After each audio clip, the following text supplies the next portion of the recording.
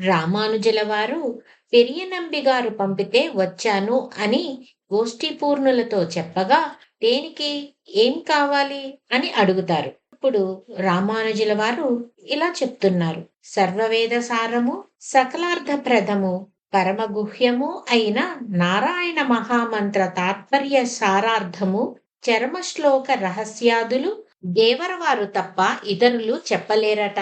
అది దేవరవారి ద్వారా ఉపదేశం పొందితేనే సత్ఫలితాలను అనుగ్రహిస్తుందని తెలిసి అని అంటారు రామానుజుల వారు.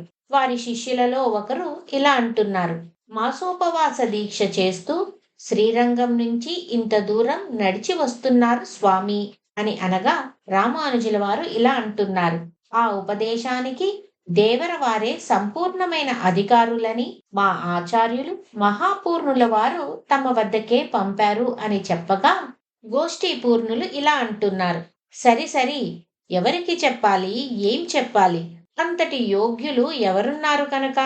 సర్లేండి, మళ్ళీ ఎప్పుడైనా చూస్తాం, పోయి రండి అని అనగా, వారి శిష్యులలో ఒకరు ఇలా అంటున్నారు: ఆ అదేమిటి, పూర్తిగా విననైనా వినరేమిటి, అంత నిర్లిప్తుల్లా తీసేస్తారేమిటి, నిర్లక్ష్యమా అని అనగా, మరొక శిష్యుడు ఇలా అంటున్నారు: ఏమో, ఉదాసీనతో వైరాగ్యమో, పొగిడినా తెగిడినా పట్టించుకొని జ్ఞానపూర్ణమైన యోగదశ కాబోలు అని అనగా, రామానుజుల వారు ఇలా అంటున్నారు: వారిని మనం బలవంతం చేయకూడదు, మనలో ఇంకా పరిపక్వత కలగలేదు కాబోలు అని గోష్ఠీపూర్ణులతో రామానుజుల వారు స్వామి ఉపదేశం అని అడగగా, చూద్దాం, ఇంకోసారి ఎప్పుడైనా వెళ్ళిరండి అని అంటారు గోష్ఠీ పూర్ణులు.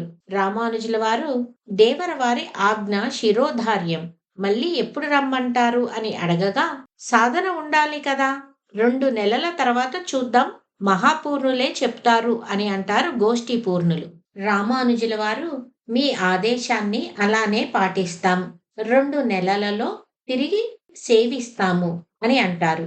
గోష్ఠీ పూర్ణులు సరి సరి అంటూ బయలుదేరతారు. ఇక రామానుజుల వారు వారి శిష్యులతో పదండి శ్రీరంగానికి అని అనగా, శిష్యులలో ఒకరు అప్పుడే ఆరాధన ప్రసాదం అని అనగా, మరొక శిష్యుడు నడవరా, అన్నీ వస్తాయి, నదీ తీరంలో చేసుకుందాంలే అని అంటారు. ఇక శ్రీరంగం వెళ్ళిన తర్వాత మహాపూర్ణులతో జరిగినదంతా వివరించగా, వారు ఇలా అంటున్నారు: రామానుజస్వామి, ఇలా జరిగిందా, గోష్ఠీ పూర్ణుడు పూర్తి స్వతంత్రుడు అయినా నిరాశ వద్దు అని అనగా, రామానుజుల వారు ఏమంటున్నారో రేపు చూద్దాం.